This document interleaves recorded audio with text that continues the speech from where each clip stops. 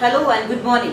I am back again, Dr. Sonal Parihar, on your own YouTube channel Ask Your Gynecologist. Now, आज का topic शुरू करने से पहले मैं आपको बता दूं कि मैं सिर्फ एक गायनेकोलॉजिस्ट नहीं हूं। मैंने अभी हाल ही में Mrs India earth 2017 and Mrs earth international 2018 का खिताब भी जीता है।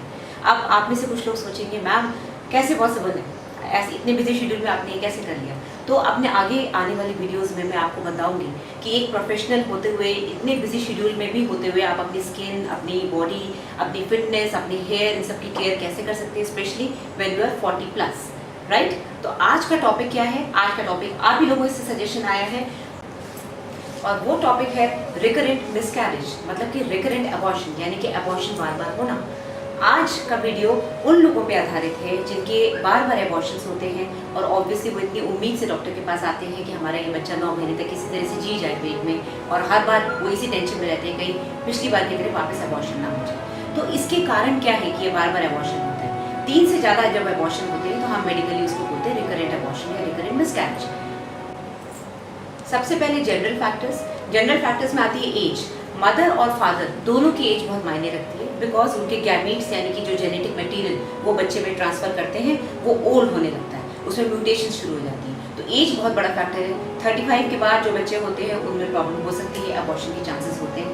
Second thing is cigarette smoking, alcohol, tobacco chewing, जितने भी तरह के एडिक्शन है, कैफीन, निकोटीन, ये नुकसान करते हैं।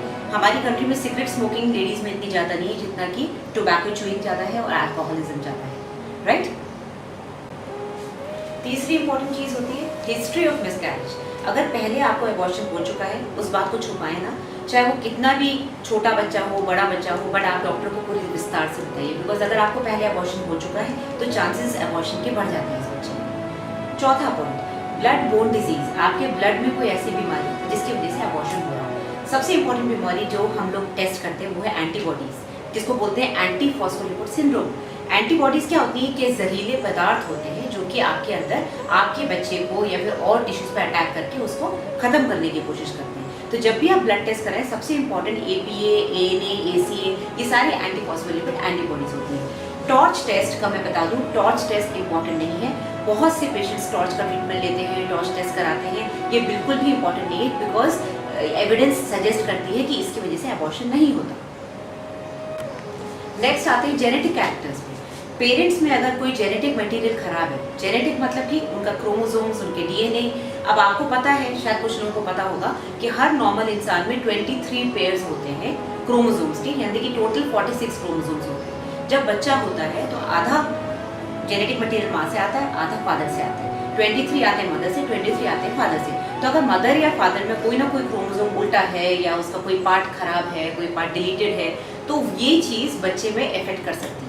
हो सकता है मदर या फादर में कोई प्रॉब्लम ना हो, लेकिन जब वो साथ मिलते हैं बच्चे में तो उसमें प्रॉब्लम आ सकती है। इसके ब्लड टेस्ट होते हैं, मदर और फादर की कैरियोटाइपिंग करा सकते हैं। बार बार एबॉर्शन होता है, जो बच्चा एबॉर्टस निकलता है, जो बच्चे के पीसेस जो DNC से निकलते हैं, उसको जांच के लिए भेजा जा सकता है, जिसमें कि पता चलता है कि भाई क्या रीज़न था। 30 to 40% बच्चे जो एबॉर्शन होते हैं, स्पेशली जो फर्स्ट टाइम एबॉर्शन हो रहा है, वो जनरली क्रोमोसोमल डिसऑर्डर की वजह से होता है। ऐसे बच्चे एक्चुअली एबनॉर्मल होते हैं, कुदरत उनको खुद ही खराब कर देती है, खुद ही बाहर निकाल देती है, राइट? अब ट्रीटमेंट की बात करते हैं। अभी तक जो एंटी फॉस्फोलिपिड सिंड्रोम की मैंने बात करी, उसके ट्रीटमेंट में इंजेक्शंस आते हैं, इनॉक्सिपैरिन इंजेक्शंस, शायद आप में से किसी ने लिए हो। उसको Day 1, मतलब कि जैसे ही पता चला कि प्रेग्नेंट है, तब से स्टार्ट करके 36 वीक्स यानी कि 9th मंथ का खत्म होने तक वो इंजेक्शन लगता है, डेली 1 इंजेक्शन, जिससे कि एंटीबॉडीज कंट्रोल में रहती हैं और अटैक नहीं करती हैं। साथ में एस्पिरिन की टैबलेट देते हैं और साथ में कुछ लोग प्रोजेस्टेरॉन यानी कि हार्मोन भी दे सकते हैं, क्योंकि अगर प्रीवियस एबॉर्शन हुआ है तो हार्मोन में प्रोजेस्टेरॉन इंजेक्शन के रूप में या टैबलेट्स के रूप में या विजाइनल टैबलेट्स के रूप में बहुत फायदेमंद है। चौथा कॉज क्या है?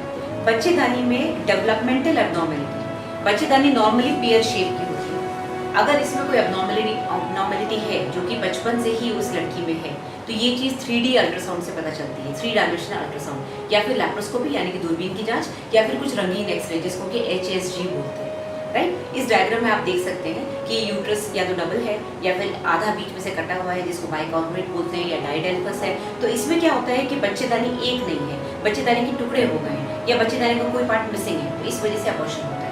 कभी कभी बच्चेदानी का मुंह ढीला होता है, जिसको सर्वाइकल इनकॉम्पिटेंस बोलते हैं। ऐसे केसेस में बिना दर्द के सडनली बच्चा तीसरे महीने के बाद चौथे या पांचवें में एकदम से निकल जाता है। ऐसे केसेस में तीसरा महीना खत्म होते ही टाँका लगा दिया जाता है और इस टाँके को 9वें महीने में खोलते हैं और ज़्यादातर इस ट्रीटमेंट से बच्चे सुरक्षित 9 महीने तक पेट में रह जाते हैं। अगर बच्चेदानी अब नॉर्मल है, यानी 2 टुकड़ों में बटी हुई है या फिर आधी है, तो उसका कोई खास ट्रीटमेंट होता नहीं है। उसको प्रोजेस्टेरॉन देकर ही कोशिश करते हैं और जनरली ऐसी लेडीज में बच्चा बाद में नॉर्मल हो ही जाता है 1-2 अबॉर्शन के बाद। एक बहुत important cause hormonal problem. Hormones में कौन से 3 मेन हार्मोन्स हैं जो एबॉर्शन कराते हैं? थायराइड टेस्ट मैंडेटरी है। जब आप डॉक्टर के पास जाते हैं बुकिंग के लिए, शुरू के 3 महीने में आप थायराइड टेस्ट कराएं। कभी कभी डॉक्टर आपको रिपीट करवाएगा थायराइड टेस्ट, वो करवाएं जरूर, बिकॉज थायराइड प्रेगनेंसी के साथ फ्लक्चुएट करता है। स्पेशली अगर आप ऑलरेडी थायराइड पेशेंट हैं तो आपकी डोज बढ़ सकती है और थायराइड की वजह से अबॉर्शंस होते हैं। सेकेंड इंपॉर्टेंट है डायबिटीज। डायबिटीज में क्या है, जरूरी नहीं कि आप डायबिटिक हो तभी आपको प्रॉब्लम होगी। बहुत सी लेडीज जो थोड़ी ओवरवेट होती है वो प्रेगनेंसी के समय डायबिटीज डेवलप कर लेती है। आपने देखा होगा डॉक्टर हमेशा शुगर टेस्ट कराते हैं और 9 महीने में 2 या 3 बार कराते हैं और एक GTT भी कराते हैं जिसमें कि आपको ग्लूकोज पिलाते हैं और साथ में उसके बाद उसका टेस्ट होता है, क्योंकि प्रेगनेंसी में डायबिटीज डेवलप करने की टेंडेंसी होती है और ये भी एबॉर्शन करा सकता है। थर्ड हो गया PCOD, पॉलीसिस्टिक ओवेरियन डिजीज। अब ये डिजीज ऐसी है जिसके बारे में मुझे एक अलग वीडियो बनाना पड़ेगा। ये बड़ी कॉमन डिजीज है और इसको समझाने में बहुत टाइम लगेगा, बट इसमें डेफिनेटली हार्मोनल प्रॉब्लम होती है और जो PCOD के पेशेंट्स हैं उनको हार्मोनल सपोर्ट, हार्मोन्स की जरूरत पड़ती है प्रेगनेंसी के समय। लास्ट कॉज है इन्फेक्शन। अब इन्फेक्शन जनरली पकड़ में आ ही जाता है। जब भी आप डॉक्टर के पास जाते हैं, डॉक्टर हमेशा आपकी टेस्टिंग कराता है, चाहे वो यूरिन इन्फेक्शन हो, चाहे वो ब्लड में कोई इन्फेक्शन हो।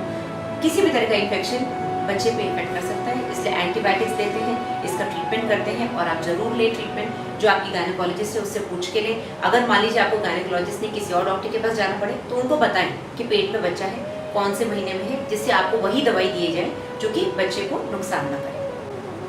आई होप ये शॉर्ट वीडियो आपको समझ में आया और आपके लिए यूजफुल रहा, क्योंकि ये सजेशंस आप ही के थ्रू आ रहे हैं, इसलिए मैं ये वीडियोस बना रही हूँ।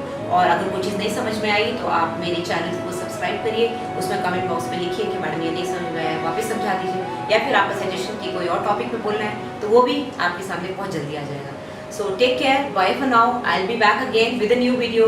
बाय।